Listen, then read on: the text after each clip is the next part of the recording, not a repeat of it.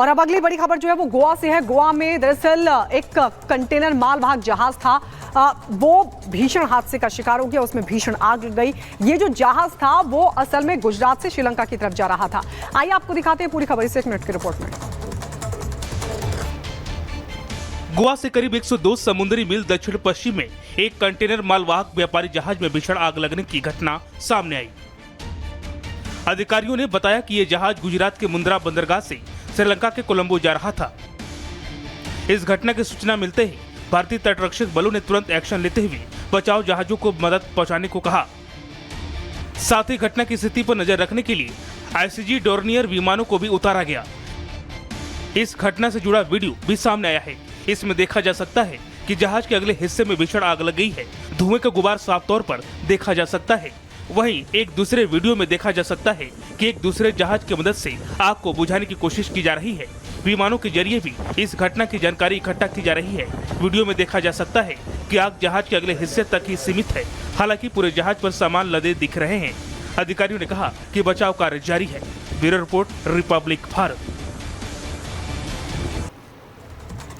और प्रधानमंत्री मोदी के रूस दौरे से अमेरिका नाराज हो गया है। आपको बता दें, भारत में अमेरिकी राजदूत की तरफ से एक बड़ी और कड़ी टिप्पणी की गई है, जिस पर भारत ने भी अमेरिका को दो टूक जवाब दे दिया। क्या जवाब दिया अमेरिका को भारत ने, इस रिपोर्ट में आपको दिखाते हैं।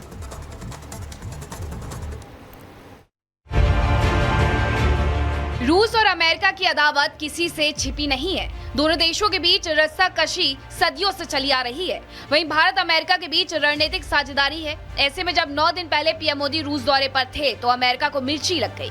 सिर्फ अमेरिका ही नहीं, मोदी के रूस दौरे को लेकर पश्चिमी देश भी चिढ़ गए और अब अमेरिका और पश्चिमी देशों की नाराजगी पर भारत ने दो टूक जवाब दिया है।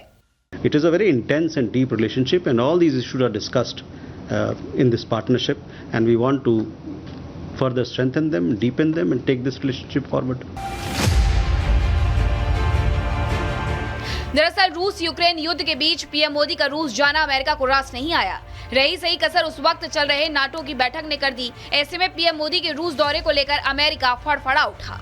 भारत में अमेरिकी राजदूत एरिक गारसेटी ने कड़ी टिप्पणी कर दी। भारत अमेरिका संबंध पहले से कहीं अधिक गहरे हैं, लेकिन भारत को अमेरिका की दोस्ती को हल्के में नहीं लेना चाहिए। जब भारत अमेरिका का रणनीतिक साझेदार है तो अमेरिका को भारत पर भरोसा करना चाहिए। उतावलापन या हड़बड़ाहट में कोई ऐसा बयान नहीं देना चाहिए जो दोनों देशों के हित में ना हो। बहरहाल भारत ने अमेरिका को साफ साफ कह दिया है कि भारत आजाद है, उसे आजादी से फैसले लेने का हक है और कोई दूसरा देश भारत के राजनयिक फैसले में दखलंदाजी करने का हक नहीं रखता है। Bureau report, Republic Bharat. और इस वक्त जो मध्य प्रदेश की सियासत है वो पूरे चरम पर है और इस बार जो सियासत हो रही है वो हो रही है सुंदरकांड के पाठ को लेकर। थाने में सुंदरकांड का पाठ हुआ तो कांग्रेस ने बीजेपी पर सवाल खड़े किए, तो वहीं बीजेपी ने कांग्रेस पर तुष्टीकरण का आरोप लगा दिया है। लेकिन ये पूरा मामला क्या है, इस रिपोर्ट में आपको दिखाते हैं।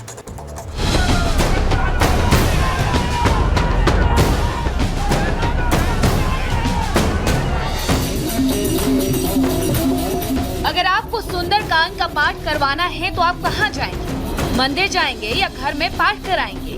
लेकिन इन दिनों मध्य प्रदेश की सियासत में सुंदरकांड का मुद्दा हावी है और कांग्रेस नेता मांग कर रहे हैं कि पुलिस थाने में पाठ करना है। और इस पर बीजेपी ने कांग्रेस को घेरा है और कहा है कि कांग्रेस हमेशा हिंदुओं की भावनाओं को ठेस पहुंचाती है। दरअसल ये पूरा मामला जुड़ा है एक प्रदर्शन से। कैसे, चलिए आपको बताते हैं। हुआ ये कि प्रदेश की सियासत में कथित नर्सिंग घोटाले को लेकर कांग्रेस इस मसले पर आक्रामक मोड में है और पार्टी ने राज्य सरकार में मंत्री विश्वास सारंग के खिलाफ मोर्चा खोल दिया। कांग्रेस की ओर से नारंग के खिलाफ एफआईआर दर्ज कराए जाने को लेकर लगातार मांग की जा रही है। इसी दौरान 18 जुलाई को कांग्रेस ने प्रदर्शन किया, मंत्री विश्वास सारंग के खिलाफ एफआईआर दर्ज करने की मांग की। कांग्रेस ने इस दौरान पुलिस थाने तक पैदल मार्च किया। प्रदर्शन में पूर्व सीएम दिग्विजय सिंह शामिल थे। कांग्रेस नेताओं ने अशोका गार्डन थाने तक पैदल मार्च किया। नेता जब अशोका गार्डन थाने पहुंचे तो वहां पाठ हो रहा था। कांग्रेस ने इसे नियमों के खिलाफ बताया। दिग्विजय सिंह इस पर भड़क गए। उन्होंने कहा, थाने में एफआईआर दर्ज करवाने आए थे, लेकिन थाने में सुंदरकांड का पाठ कराया जा रहा था। दिग्विजय सिंह ने कहा, 10 साल तक मुख्यमंत्री के पद पर रहा और ये नियम नहीं है। उन्होंने कहा, पुलिस अधिकारी का कहना था कि उन्होंने सुंदरकांड का पाठ का आयोजन करवाया। एक आम व्यक्ति का जन्मदिन था, इस उपलक्ष्य में वहां पर सुंदरकांड का पाठ कराया जा रहा था। इस बात को मुद्दा बनाकर कांग्रेस पार्टी ने भोपाल पुलिस कमिश्नर हरिनारायण चारी से मुलाकात की और कहा कि कांग्रेस पार्टी को भी अनुमति मिले कि वो सभी त्योहार अब से पुलिस स्टेशन में ही मनाए। सर्विस बुक की अवहेलना करना, सर्विस बुक का उल्लंघन करना कर्मचारी अधिकारियों ने एक तरह से अपनी हॉबी बना ली। कांग्रेस पार्टी ने आज जो कल की घटना है, एक टीआई ने निजी आयोजन करवा दिया थाने के अंदर।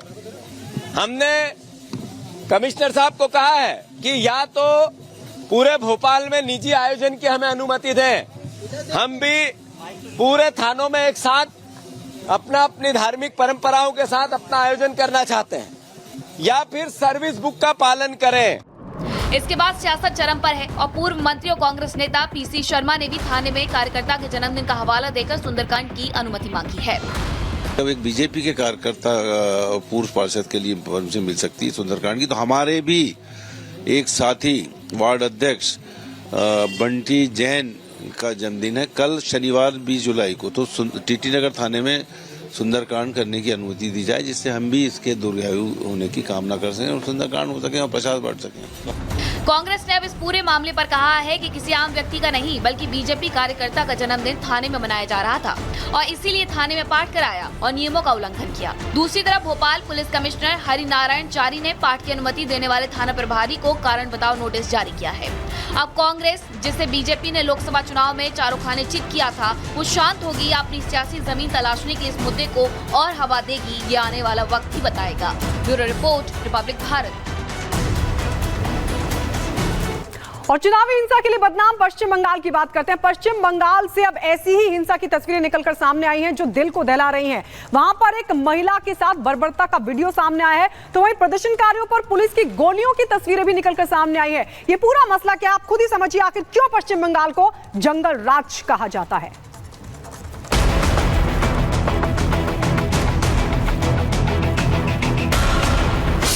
ये तस्वीरें बंगाल की हैं, उस बंगाल की जहां हिंसा अब आम हो चुकी है, जहां बमबारी और गोलीबारी आम हो चुकी है, महिलाओं से बर्बरता की खबरें आम हो चुकी हैं। तो शायद यही वजह है कि ममता राज की तुलना जंगल राज से की जाने लगी है।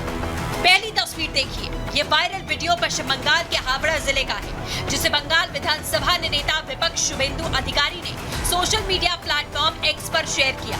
वीडियो में कुछ लोगों को जमीन पर जबरन नीचे बिठाया गया, जिनमें एक महिला भी है। तभी एक शख्स कैंची लेकर महिला के सर के बाल काटने लगता है। बताया जा रहा है कि महिला और उसके परिवार को चोरी के आरोप में पकड़ा गया और उसके बाद उनके साथ मारपीट की गई। यही नहीं, मारपीट करने के बाद सजा के तौर पर सरेआम महिला के बाल काटने का काम किया गया। तो वहीं इस घटना को जिन लोगों ने अंजाम दिया, उनका कनेक्शन टीएमसी से बताया गया। अब ये दूसरी तस्वीर देखिए, ये वीडियो पश्चिम बंगाल के मालदा का है। यहाँ बिजली कटौती के खिलाफ लोग प्रदर्शन करने के लिए सड़कों पर क्या उतरे। दीदी की पुलिस ने निहत्थे प्रदर्शनकारियों पर गोलियां बरसाना शुरू कर दिया। पुलिस की गोलीबारी में 2 लोग जख्मी हो गए। तो सवाल ये